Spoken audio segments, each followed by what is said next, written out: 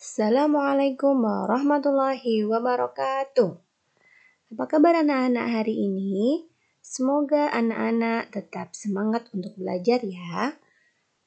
Pada hari ini kita belajar tema 4, subtema 3, pembelajaran 4. Nah, sebelum belajar, mari kita berdoa terlebih dahulu. Bismillahirrahmanirrahim. Rabbi zidni ilma warzuqni fahma. Rabbi zidni ilma warzuqni fahma. Rabbi zidni ilma warzuqni fahma. Amin.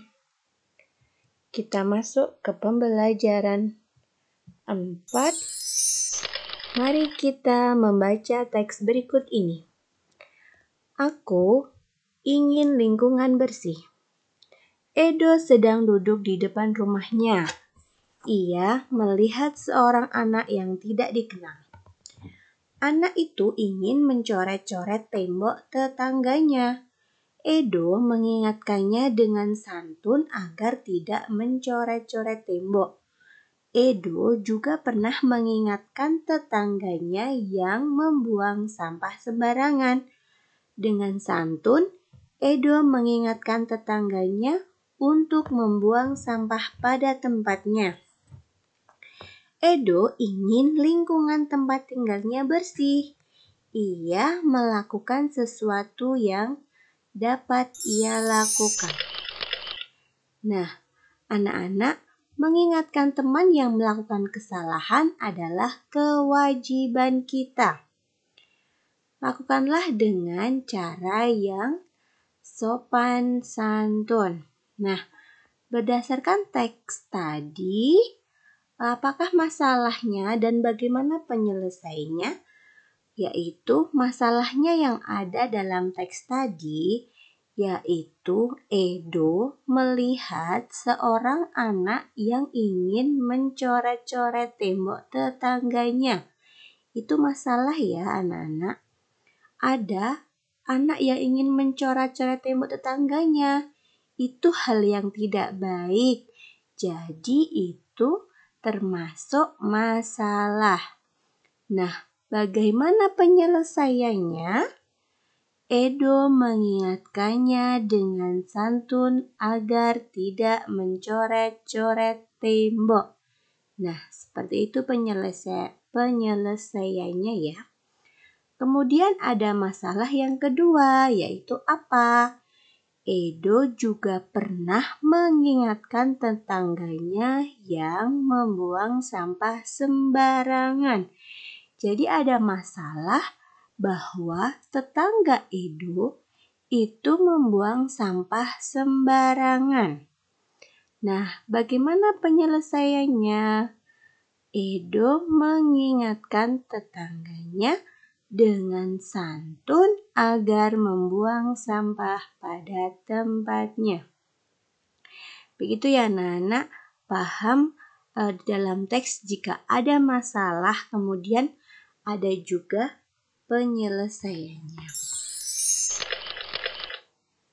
Nah, setiap orang berhak mendapat lingkungan yang bersih. Setiap orang juga wajib menjaga agar lingkungannya tetap bersih. Nah, ini di dalam bertetangga, setiap orang berhak mendapatkan lingkungan yang bersih.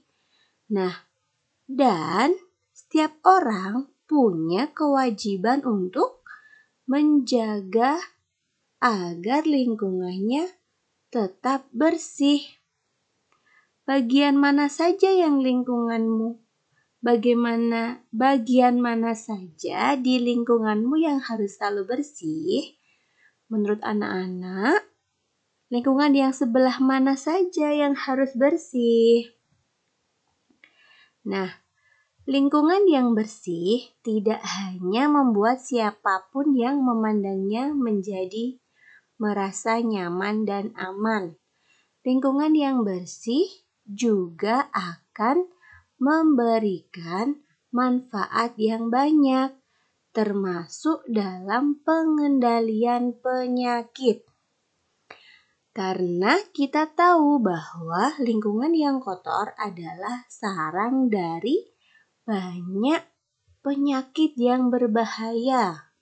Anak-anak pasti senang ya kalau lingkungan kalian itu bersih.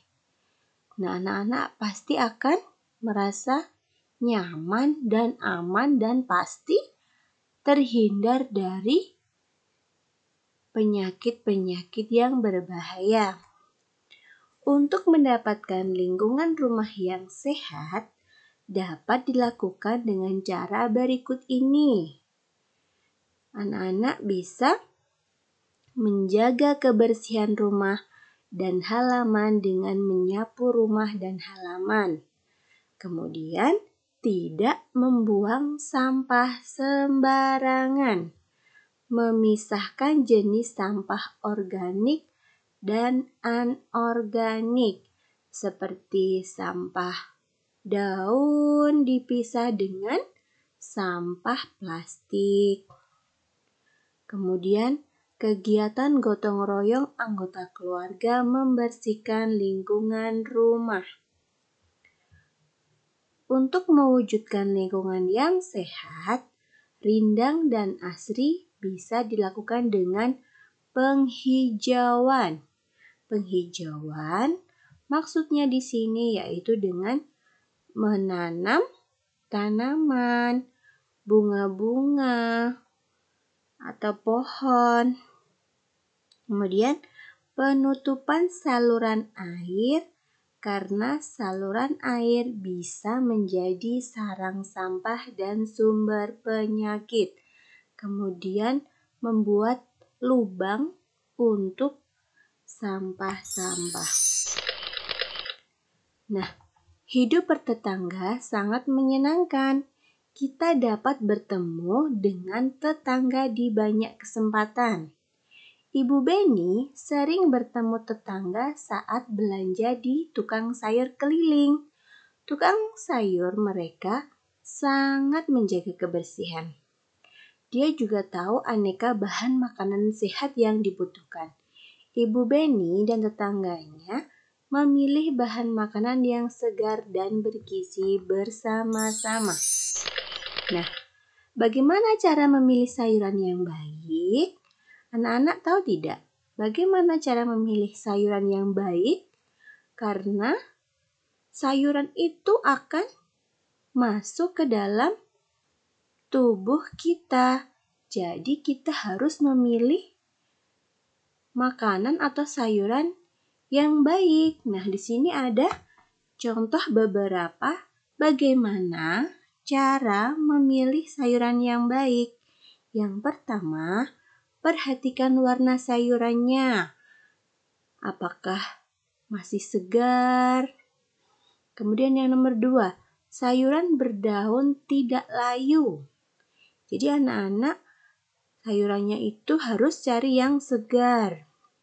Kemudian sayuran yang bebas dari pestisida. Sayuran yang belum dibersihkan. Sayuran tidak keriput, tidak lembek dan berbau. Nah, jadi cari warnanya yang masih bagus, tidak lembek dan tidak berbau. Seperti itu ya. Kamu telah mengetahui cara memilih sayuran dan makanan yang baik dan bergizi. Oleh karena itu, kamu wajib bersyukur mendapat makanan yang bergizi. Anak-anak di rumah tentunya oleh orang tua diberikan makanan yang terbaik. Nah, anak-anak wajib bersyukur. Kamu juga wajib berterima kasih kepada orang tuamu. Apakah kamu pernah ikut ibu berbelanja di pasar? Pernah tidak anak-anak ikut ibu ke pasar? Ikut ibu membeli sayuran. Nah, coba sesekali anak-anak ikut ibu ke pasar. Lihatlah dan tanya Kepada ibumu, bagaimana memilih makanan yang baik, sayuran dan buah-buahan untuk tetangga. Nah, anak-anak, terima kasih. Materi hari ini kita tutup dengan membaca hamdalah. Alhamdulillahirabbil alamin. Bu Guru tutup. Wassalamualaikum warahmatullahi wabarakatuh.